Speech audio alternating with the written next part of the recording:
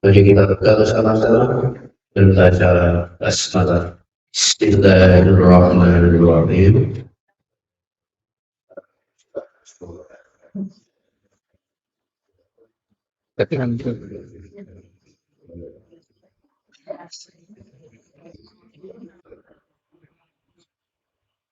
Assalamualaikum warahmatullahi wabarakatuh.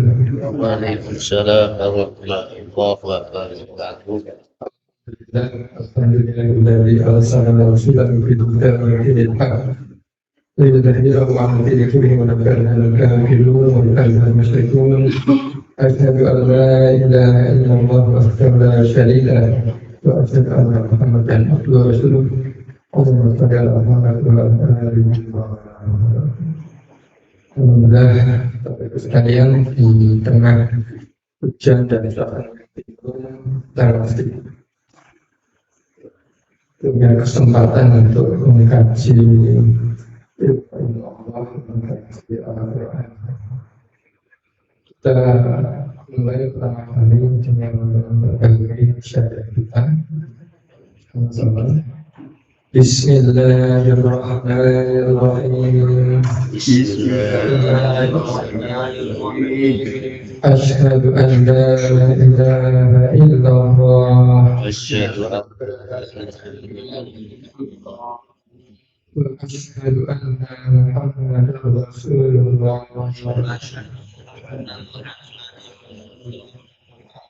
Aku bersaksi bahwa tiada Tuhan selain Allah. Aku bersaksi bahwa tidak Tuhan selain Allah. Bersaksi bahwa Nabi Muhammad adalah utusan Allah. Bersaksi bahwa Muhammad utusan Allah. Raditu billahi rabban wa bil islami dinan wa bi Muhammadin nabiyyan wa rasulan. Rabbi zidni ilman warzuqni fahman. Alhamdulillah, kita masuk ke tafsir Al-Ahzab ayat 49 dan 50.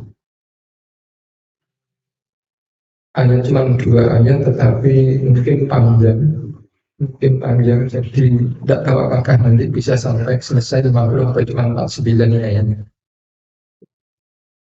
Saya insyaallah Bapak Ibu bisa menemukan yang membawa Al-Quran yang tidak berdasarkan hafalannya. A'udzu billahi minasy syaithanir rajim. A'udzu billahi minasy syaithanir rajim. Ya ayyuhalladzina amanu idza nakahtumul mu'minat أيها الذين آمنوا إذا نكحتم المؤمنات ثم طلقتموهن من قبل أن تمسوهن ثم طلقتموهن من قبل أن تمسوهن فما لكم عليهن من عدة من عدة تعتدونها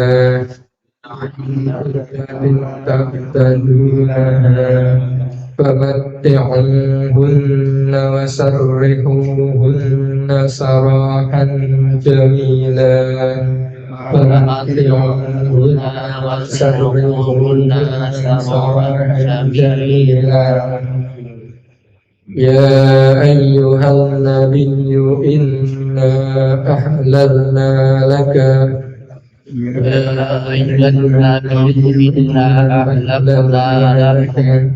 أزواجك التي آتيت أجورهن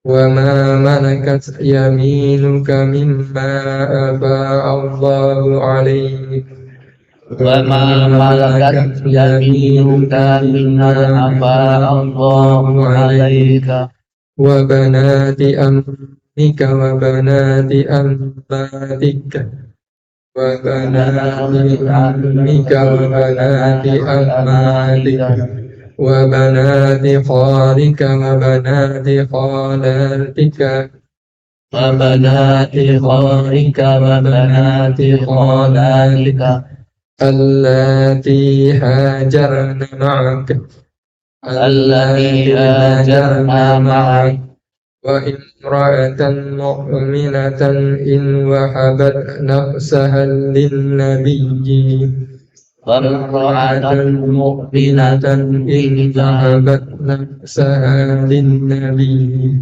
إن أراد النبي أن يستنكحها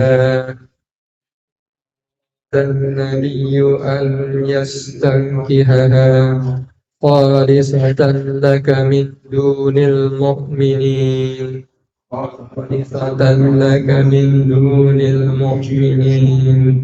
قد علمنا ما فرضنا عليهم في أزواجهم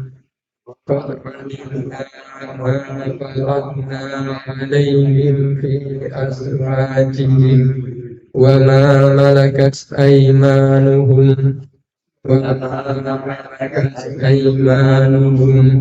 لكي لا يكون عليك حرج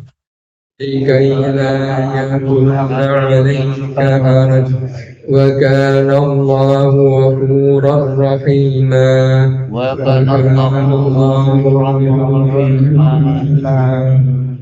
صدق الله العظيم.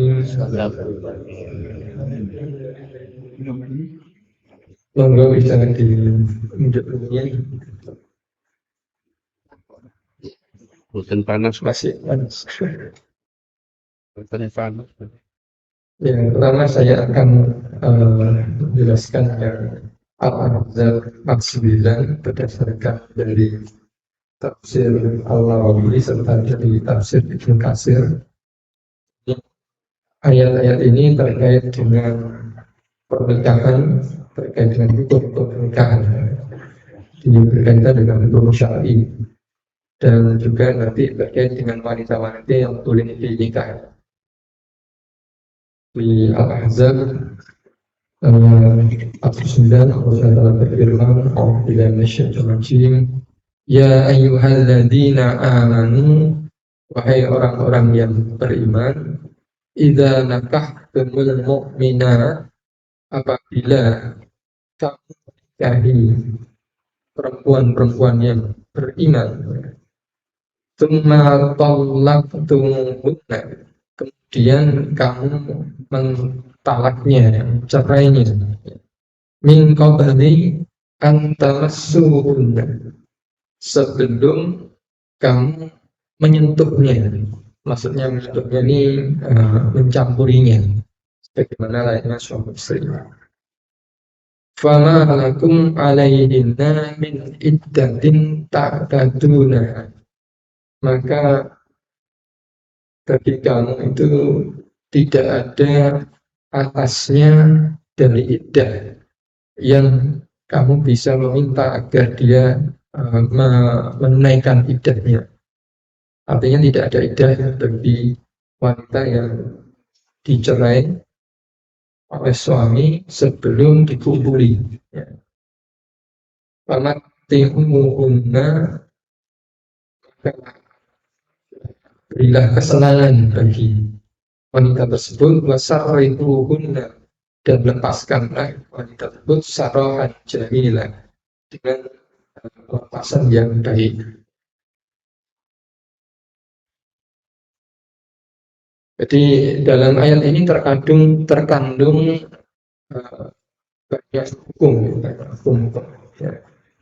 Yang pertama, jadi hanya dengan beberapa kalimat awal itu para ulama bisa menyimpulkan, karena di berbagai ayat-ayat Al-Quran lainnya, ya, ketika Allah SWT menyebutkan nikah, itu selalu terkait dengan akadnya serta hubungan suami istri di dalamnya. Tetapi di dalam ayat ini di Al-Ahzab 49 ini disebutkan tentang nikah dan disebutkan tadi sebelum digauli atau sebelum dicampuri. Sehingga dari situ para menyimpulkan tentang pengertian nikah itu bahwa nikah itu adalah akadnya itu. Jadi ada nikah yang hanya ada akadnya saja tapi belum dikawini atau belum dikumpuli istilahnya. Itu sudah bisa dianggap sebagai nikah. Dan ini hanya ada di ayat ini. Di ayat ini kemudian menjadi definisi nikah yang hanya pada akad saja itu jelas ada pada ayat ini. Dan kemudian di ayat ini juga terdapat hukum tentang kebolehan untuk mentalak atau menceraikan istri, ya. Ceraikan wanita yang sudah dinikahi, sudah akad nikahnya sudah berlangsung, lalu kemudian menceraikan sebelum dicampuri, ya, sebelum digauli. Jadi tidak ada larangan, artinya boleh, ya. Boleh bukan berarti dianjurkan, bukan. Tetapi seseorang yang talak istrinya sebelum digauli sudah akad nikah itu boleh. Dan waktu di sini disebutkan mukminah, ya. Ayatnya idza nakahtumul mu'minat, apabila kamu menikahi wanita-wanita yang beriman. Tapi pendapat para ulama bahwa digunakan kata mukminah di sini itu untuk menggambarkan karena memang yang mayoritas yang akan dinikahi oleh seorang laki-laki yang beriman itu adalah perempuan yang beriman, ya. Tetapi hukum yang ada di sini juga berlaku kepada wanita ahli kitab yang dinikahi oleh laki-laki yang beriman, karena dibolehkan dalam Islam, ya. Di pendapat yang mukminah di sini ini hanya karena ini adalah yang mayoritas, termasuk di dalamnya hukum yang ada di sini laki-laki yang beriman, laki muslim menikahi perempuan yang menurut kita. Tetapi tidak berlaku sebaliknya, ya. Karena wanita beriman itu tidak boleh dinikahi kecuali oleh muslim. Muslimah nggak boleh menikah kecuali dengan muslim. Tapi kalau yang muslim tadi dibolehkan untuk menikahi yang menurut kita. Itu ada di ayat yang lain. Kemudian juga dari ayat ini hukum bahwa talak itu tidak jatuh, ya, kecuali bila didahului oleh nikah. Karena tadi di awal ayatnya yaitu apabila kamu menikahi perempuan-perempuan yang beriman, kemudian kamu ceraikan mereka. Jadi sejumlah ulama, ya, di antaranya juga sahabat Ibnu Abbas, terus kemudian Sa'id bin Musayyab, Hasan al-Basri, Ali bin Husain, Yasir al-Abidin, serta sejumlah ulama dahulu, ulama salaf menyimpulkan bahwa talak itu tidak akan jatuh kecuali bila didahului oleh nikah dulu ini. Ini karena ada ulama, walaupun mungkin kalau di kalangan Syafi'i ini, karena Syafi'i mengikuti yang ini yang kebanyakan, tapi di kalangan Hanafi sama di kalangan Maliki, ya, itu bisa terjadi. Walaupun bagi kita mungkin aneh, tapi ya itulah hukum yang disimpulkan oleh Imam Azhar. Ada yang menyimpulkan bahwa bisa talak itu jatuh sebelum nikah, yaitu bila yang laki-laki itu dia sudah mengikrarkan sebelumnya, ya. Jadi dia mengikrarkan bahwa semua misalnya wanita yang akan dinikahinya akan diceraikan. Maka kalau dia menyatakan seperti itu, maka setiap wanita yang dinikahinya otomatis itu cerai. Yaitu keragaman dalam hukum syariat Islam dari berbagai ulama. Tapi pendapat yang kuat ya, sebagaimana disampaikan oleh Imam Muqtadir di sini, ini terkait dengan yang tadi pendapat dari Abbas dan lain sebagainya tadi, termasuk itu pula yang ada di mazhab Syafi'i. Jadi juga itu berdasarkan hadis dari Ibnu Abbas juga yang mengatakan bahwa sebenarnya Allah hanya menyebutkan dalam firman-Nya tadi surat Al-Ahzab 9 yang dia menyebutkan, tidakkah engkau lihat bahwa talak itu hanyalah terjadi sesudah nikah. Serta juga Rasulullah SAW pernah bersabda, la talaqa libni Adam fima la yamlik. Tidak ada talak bagi anak Adam terhadap apa yang tidak dimilikinya. Pasti kalau dia belum punya istri kok bisa talakin bagaimana? Demikian juga dalam hadis yang lain juga lah talak qabla nikah. Tidak ada talak sebelum nikah. Kalau ada ulama yang bisa punya pendapat berbeda, mungkin hadis-hadis ini tidak sampai kepada mereka, ataupun mereka menilai hadis ini sebagai hadis yang dhaif misalnya. Tapi hadis ini kalau menurut jumhur ini termasuk yang hasan. Kemudian dalam Al-Ahzab 9 ini juga terdapat hukum tentang masalah iddah. Dan itu masa tunggu ya, setelah seorang wanita itu ditalak ya, masa tunggu sampai dia kemudian boleh nikah lagi. Jadi tidak bisa seorang wanita itu ditalak langsung kemudian langsung nikah lagi, tidak bisa dalam Islam. Dan tambahan dari saya ada juga ilmuwan yang meneliti, bahkan mungkin kalau saya tidak salah yang nanti orang ilmuwan Muslim yang meneliti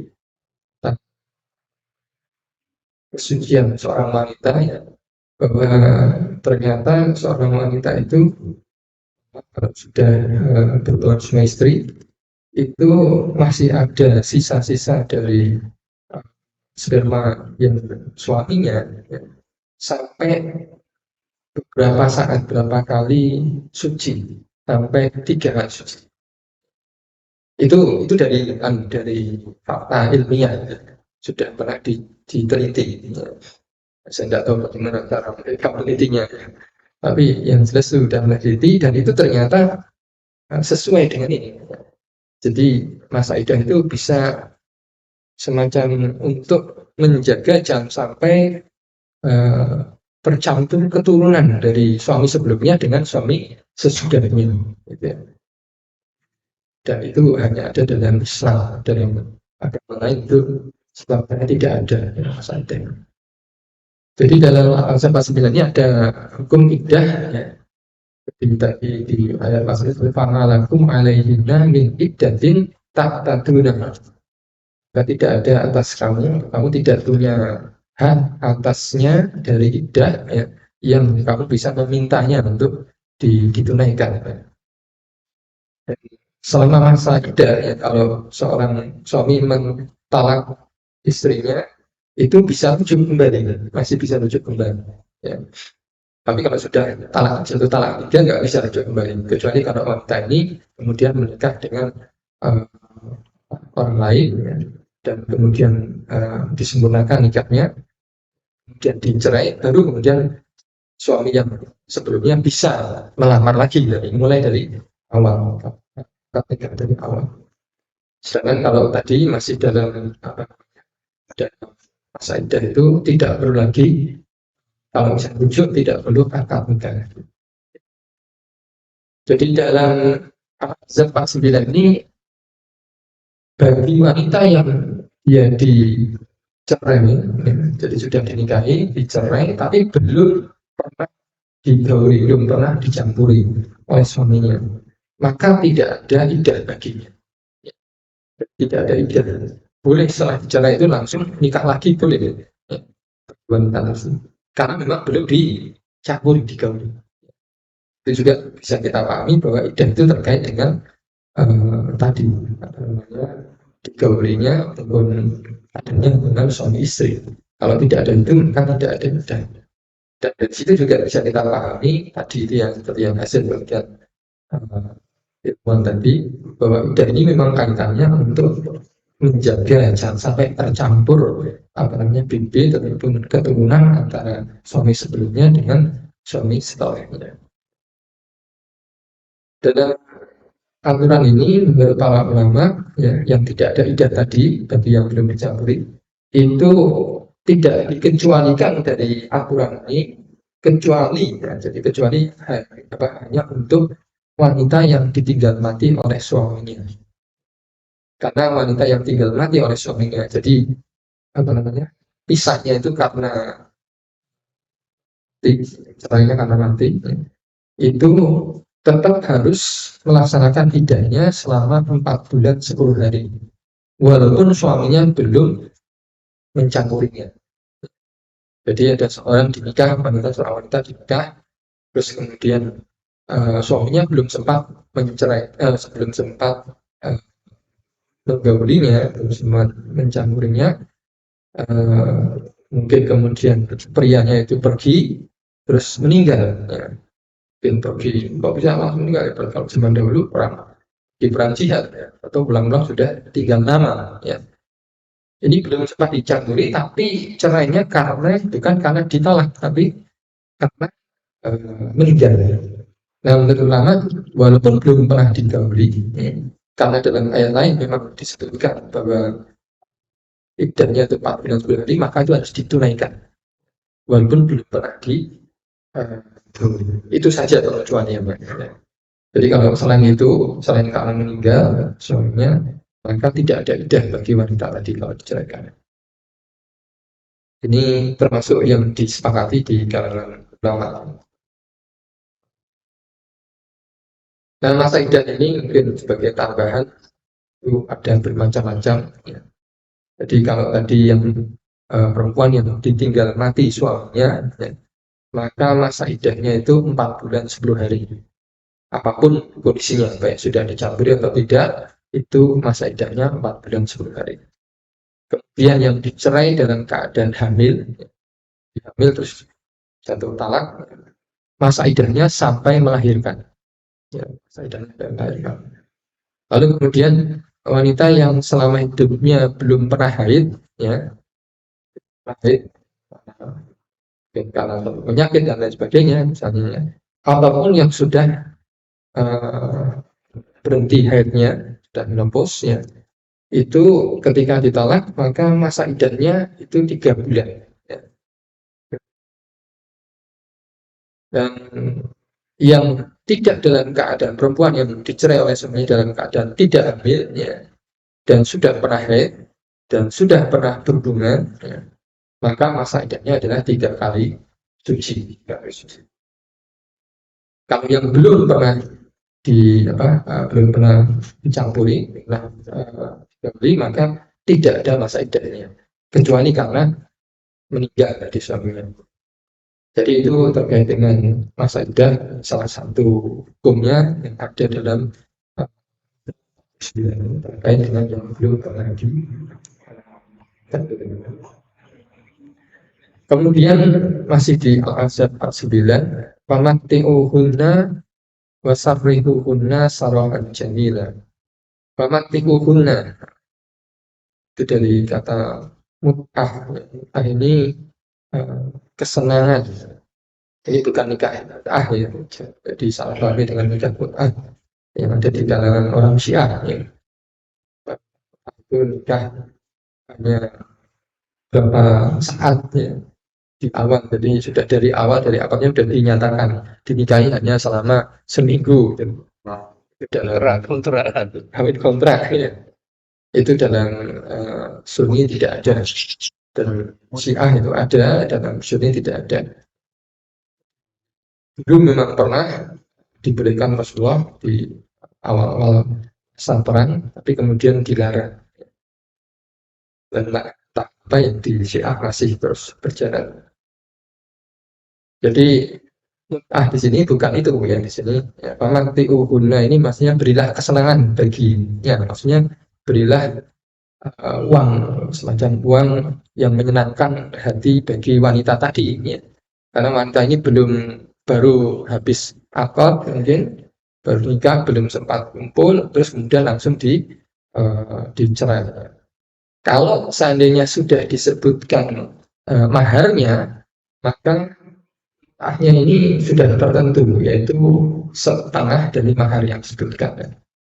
Jadi kalau sudah menyampaikan mahar, sudah disampaikan maharnya sekian, misalnya 1 miliar, ya. Terus ternyata di talak belum sempat dikumpulin, maka maharnya harus dibayar 1/2 dari mahar tersebut, setengah. Ini dari Al-Baqarah 237 hukumnya. Jadi saya sebutkan Alhamdulillah rajim wa in talaqtumuhunna min qabli an tamassuhunna wa qad faradtum lahunna fariidatan fa nisfu ma faradtum. Jika kamu mencerai, talak istri-istrimu sebelum kamu mencampuri mereka, padahal sebenarnya kamu sudah menentukan maharnya, jadi sudah menentukan maharnya dan menyampaikan maharnya sekian, belum dibayar dari, maka bayarlah 1/2 dari yang telah kamu tentukan itu. Tapi kalau misalnya belum, jadi ada kemungkinan ini bisa jadi seorang itu akad nikah, sudah nikah, tapi maharnya belum disebutkan. Jadi mahar itu tetap harus ada ya, dan harus dibayarkan. Itu kalau tidak dibayarkan jadi hutang. Jadi hutang dari suami kepada istri. Yang harus ditunaikan. Kalau tidak dibayarkan ya nanti diminta di hari akhir bisa oleh istri. Jadi bisa jadi seorang itu sudah menyebutkan tapi belum dibayar. Bahkan bisa juga terjadi belum disebutkan, ya. Tapi tetap dia harus bayar mahar. Nah kalau belum disebutkan maharnya, belum disampaikan maharnya, terus kemudian sudah ditalak, padahal belum dicampuri, maka harus memberikan tadi ini yang ya, besarnya itu biasanya sesuai dengan separuh dari mahar yang misal, jadi mahar yang biasanya dan yang sanggup diberikan oleh normalnya suaminya itu. Tapi juga sesuai dengan kesanggupannya saat itu. Misalnya ketika Rasulullah SAW pernah dalam satu kejadian, beliau menikah dengan seorang wanita yang namanya Umaymah binti Syurahbil, ya. Dan sudah akad nikah, ya. Tapi kemudian tampaknya karena Umaymah mungkin tidak begitu suka tampaknya, kemudian Rasulullah SAW tidak berkenan, kemudian mentalaknya, menceraikannya. Padahal ketika itu Rasulullah belum menetapkan maharnya, maka kemudian bagi Umaymah ini itu diberikan kemampuan beliau saat itu sepasang pakaian yang baik, yang bagus dari kain disebutkan kain jari atau apa ya, bukan jari-jarian ya, tapi sejenis kain yang mahal di masa itu ya. Itu ini terkait dengan apabila belum ditetapkan. Itu semua terkait dengan surat Al-Ahzab 49. Sangat banyak sekali hukum-hukum terkait dengan. Nah kemudian di kelanjutannya dalam Al-Ahzab 50, ya, ini lebih panjang lagi dan masih cukup waktunya, tapi cuman dan mungkin boleh katakan dua hal. Saya baca dulu ya ayuhan nabi, wahai nabi, inna ahlalna laka, sungguhnya kami halalkan bagimu azwajaka allati ataita ujurahunna, istri-istrimu yang telah engkau berikan padanya ujurahun. Ujur itu, ujrah itu kalau letternya itu upah. Tetapi yang dimaksud di sini bukan upah, yang dimaksudnya adalah mahar. Ya. Jadi Allah SWT menyebutkan dalam ini bahwa bagi Nabi itu halal istri-istrinya yang telah dibayar maharnya.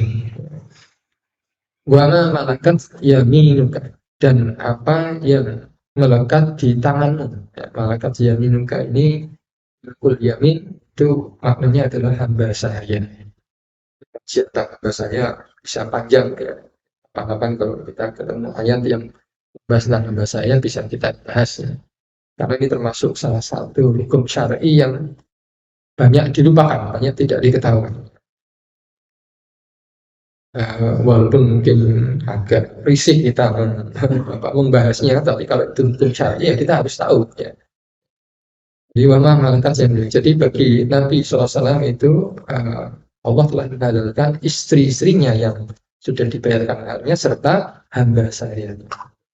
Mimma apa Allahu alaika, dari apa yang Allah telah memberikan padamu sebagai fa'i ya, apa Allah.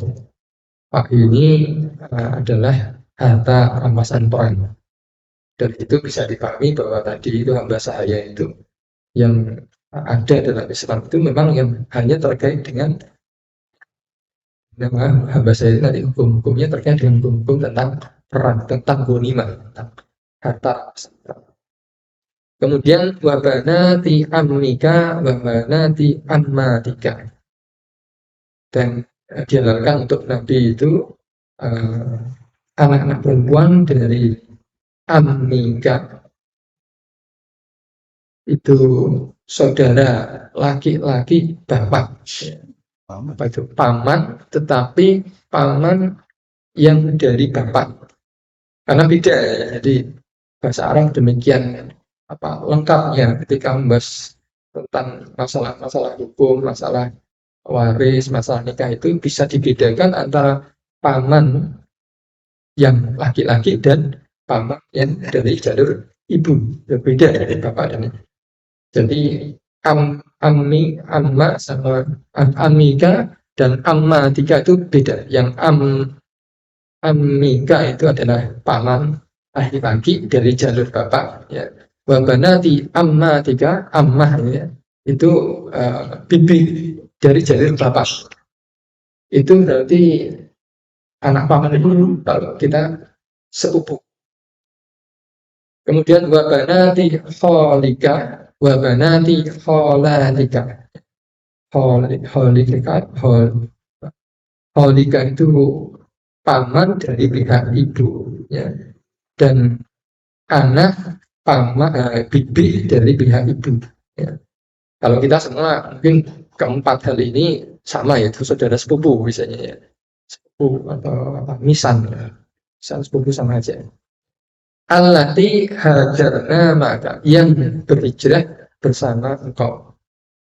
Wa imra'atan mu'minatan, dan wanita mukmin il wahabat nafsaha lin nabiyyi, apabila wanita itu menghibahkan, menghadirkan dirinya kepada Nabi. In aradan nabiyyu ayyastan iha, apabila Nabi berkehendak untuk menikahinya. Horizontal lak, ya. Khusus ya, khusus untuk Nabi. Jadi yang terakhir ini dikhususkan untuk Nabi. Min dunil mu'minin, tidak untuk orang yang beriman. Jadi yang boleh untuk menikahi wanita yang menghadiahkan dirinya kepada seseorang laki-laki itu hanya Nabi. Tapi nanti ada penjelasannya terkait dengan menikahi wanita yang bahkan untuk menghadiahkan dirinya pada seorang itu. Kalau untuk Nabi itu bisa dinikahi tanpa harus membayar. Kalau untuk orang-orang beriman, ya, menghadiahkan seorang wanita yang dirinya itu istilahnya menawarkan dirinya itu ya diperlakukan sebagaimana normalnya nikah, artinya harus dengan wali dan harus dengan mahar, harus dengan saksi juga, ya. Jadi akhirnya kalau ada wanita menghibahkan atau menghadiahkan dirinya, menawarkan dirinya kepada seorang laki-laki, yaitu sama seperti halnya pernikahan biasa, ya, tetap dengan semua syarat-syaratnya, rukunnya penuh. Tapi untuk Nabi, dan ini khusus untuk Nabi, kalau ada wanita yang menghadiahkan dirinya kepada Nabi, ya, menawarkan dirinya kepada Nabi, maka Nabi bisa menikahinya kalau Nabi berkehendak, itu tanpa harus membayar maharnya. Qad alimna ma faradna alaihim fi azwajihim. Sungguh kami telah mengetahui apa yang kami wajibkan atas mereka dalam urusan dalam wanita-wanita atau dalam istri-istri mereka. Ya Allah Subhanahu wa taala mengetahui apa yang menjadi kewajiban, ya, jadi apa yang untuk orang-orang beriman dan apa yang hanya khusus untuk nabinya. Wa ma malakat aiman, dan bukan hanya istri tapi juga kewajiban-kewajiban terhadap hamba sahaya yang ada pada seorang. Likailah yakuna alaika haraj, agar bagi engkau, bagi Nabi itu tidak ada kesulitan, ya. Kesulitan. Wa kana Allahu ghafurur rahim, dan Allah itu penyayang. Tadi tentang ujur atau tentang upah tadi yang maknanya mahar tadi sudah dijelaskan, itu juga ada penjelasannya dari tafsir Ibnu Katsir ini tentang mahar yang biasa dibayarkan oleh Nabi kepada istri-istrinya itu lebih 10,5 ukiah atau 400 sampai 500 dirham. Saya pernah mencoba menghitung-hitung 400-500 dirham, kalau saya tidak salah itu dirupiahkan sekitar berapa belas juta, ya, dirham. Kecuali satu dari istri Nabi, Habibah binti Abi Sufyan, ya, ini maharnya dibayarkan oleh Al-Najasyi. Karena ketika itu Habibah ada di hijrah yang pertama, ya, di Habasyah, ya, itu dibayarkan Al-Najasyi atas nama Rasulullah itu sebesar 400 dinar. Dan ada beberapa istri Nabi yang tidak diberi mahar berupa uang, ya, itu karena mereka sebenarnya adalah tawanan perang, misalnya Safiyah binti Huyai itu tawanan dari tawanan perang Khaibar. Kemudian Rasulullah memerdekakannya dan kemerdekaannya itu dijadikan mas kawinnya. Demikian juga ada Juwairiyah binti Haris al-Mustaliyah dari Bani Mustalik. Ini juga kemerdekaannya itu jadikan maharnya. Kemudian di dalam Al-Ahzab 50 tadi ada hukum yang terkait dengan Nabi, tetapi karena tadi di bagian terakhirnya itu ada yang khusus untuk Nabi, ya, yaitu tentang wanita yang hibahkan dirinya, maka yang sebelum-sebelumnya itu hukumnya itu adalah juga berlaku untuk orang-orang yang beriman, ya. Jadi walaupun di awal tadi Allah Subhanahu wa taala dalam ayatnya menyebutkan wahai Nabi, Allah telah menghalalkan kepada engkau istri-istrimu yang telah kau bayarkan maharnya, hamba sahaya, kemudian tadi sepupu-sepupu tadi, baik dari pihak bapak dan ibu. Tetapi karena kemudian ada pengkhususan bahwa ini khusus untuk Nabi, yang untuk yang hibah tadi, maka yang sebelum hibah yang sudah disebutkan itu juga berlaku untuk orang-orang yang beriman, yaitu orang-orang yang beriman itu boleh menikahi sepupu. Nah, ini syariat Islam ini membatalkan atau berbeda ya dengan syariat yang sebelumnya, ya. Atau apa yang ada pada orang Nasrani dan Yahudi sebelumnya, ya.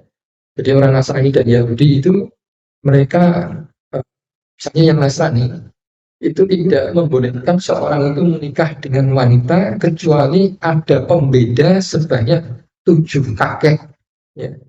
Jadi dalam Nasrani tidak boleh menikah dengan sepupu, nggak boleh, karena sepupu dengan kita itu bedanya cuma berapa ya, bapak, kakek, 3, yang 3. Maksudnya kakek ini adalah laki-laki, ya. Jadi bapak kita, kemudian bapaknya bapak, terus kemudian itu kan anaknya bapak misalnya. Nah, ini berarti cuma 3. Itu tidak boleh kalau di Nasrani. Sebaliknya Yahudi itu membolehkan menikahi ponakan, misalkan. Jadi bukan hanya sepupu, keponakan dibolehkan dalam Yahudi. Nah, dalam Islam itu sepupu dibolehkan, tetapi keponakan tidak dibolehkan. Keponakan itu berarti anak dari saudara kita, baik saudara laki-laki maupun perempuan. Dalam Islam itu termasuk mahram, ya, tidak boleh dinikahi. Tapi kalau di Yahudi dibolehkan. Nah, kalau Nasrani jauh sekali baru boleh, ya. Harus 7 atau 7 kakek atau 7 laki-laki yang misalkan.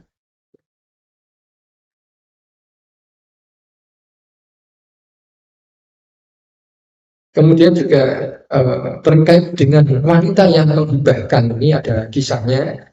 Ini beberapa kisah ini para ulama berbeda pendapat, ya. Tapi salah satu yang jelas itu ada pendapat dari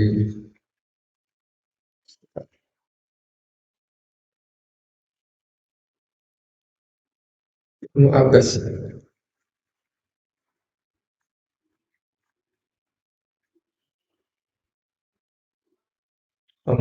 Dari Hisham bin Urwah, dari Aisyah, dari anaknya, dari Aisyah. Oh, ini tentang seorang wanita yang, jadi ada beberapa wanita yang menyerahkan atau menghibahkan dirinya pada Nabi. Di antaranya Olah binti Sakir. Dan ada juga yang mengatakan itu adalah Sulaim. Ada juga yang menunjukkan yang menghibahkan dirinya kepada Nabi itu adalah Maimunah binti Haris. Jadi ada beberapa hadis yang mengisahkan tentang orang-orang yang menghibahkan dirinya pada Nabi, ya. Ini khusus untuk Nabi, ya, bukan untuk orang-orang yang beriman. Tetapi walaupun banyak, itu menurut pendapatnya Ibnu Abbas.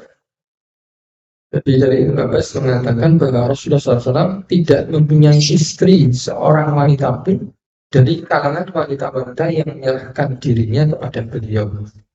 Jadi walaupun wanita yang menawarkan dirinya tadi, memberikan dirinya pada Nabi tadi, menghadirkan dirinya pada Nabi, tetapi Rasulullah malah, karena memang tadi dalam ayatnya Rasulullah itu punya pilihan, boleh melakukan atau tidak, ya. Nah, Rasulullah tidak melakukannya ternyata. Walaupun sebagian ulama ada yang mengatakan ada yang dinikahi, ya. Tapi kalau Ibnu Abbas itu salah seorang sahabat yang menyampaikan tentang tafsir, ya, itu menunjukkan bahwa Rasulullah tidak punya istri dari kalangan wanita yang menyerahkan dirinya pada beliau, ya. Dan riwayat lain juga dari Ibnu Jarir, dari Abu Quraib, dari Yunus bin Bukair bahwa Nabi SAW belum pernah menerima seorang wanita pun yang menyerahkan dirinya pada beliau, sekalipun hal itu dibolehkan baginya sebagai khususan bagi beliau. Jadi banyak yang menawari, tapi tidak ada yang diterima. Malah yang ada yang menawarkan dirinya pada beliau, ya. Tapi kemudian oleh beliau wanita ini dinikahkan kepada orang lain yang minta kepada Rasulullah, ya, kalau engkau tidak berkenan pada wanita tersebut, itu biarlah nikahinya. Tapi ternyata kemudian laki-laki ini nggak punya uang untuk maharnya. Jadi karena yang menikah itu bukan Rasulullah, maka harus pakai mahar, ya. Walaupun ini seperti menyerahkan dirinya, tapi tetap harus pakai mahar. Dan ketika itu tidak punya mahar, terus sebenarnya disuruh mencari carilah mahar walaupun seberupa cincin besi, itu juga ternyata tidak dapat. Akhirnya kemudian ditanya apakah kamu punya hafalan ayat Quran, ternyata dia punya hafalan ayat Quran, sehingga kemudian wanita tadi dinikahkan pada laki-laki tadi berdasarkan pada hafalan ayat Al-Quran. Jadi boleh hafalan ayat Al-Quran itu menjadi mahar. Kita biasanya hanya kayak apa, standar alat surat dan Quran tanpa hafalan ya. Kalau yang sebenarnya yang baik itu adalah ya, berupa uang, berupa sesuatu yang benar-benar menyenangkan wanita. Mungkin itu terkait dengan surat Al-Ahzab 50 ini, isinya berkaitan dengan siapa saja yang boleh dinikahi, yaitu tambahan ya, terkait dengan sepupu tadi bagi orang-orang mukmin, bagi kaum muslimin ya, dan khusus bagi Nabi terkait dengan wanita yang menghibahkan dirinya. Itu hanya untuk Nabi, bukan untuk kita. Mungkin demikian, saya kembalikan ke Al-Amin. Terima kasih Ustaz yang telah menerangkan tentang hukum perkawinan dan kesalahan dan lain-lain ya. Semoga yang disampaikan bermanfaat bagi kita sekalian. Pertama membaca Alhamdulillah. Wassalamualaikum warahmatullahi wabarakatuh. Waalaikumsalam.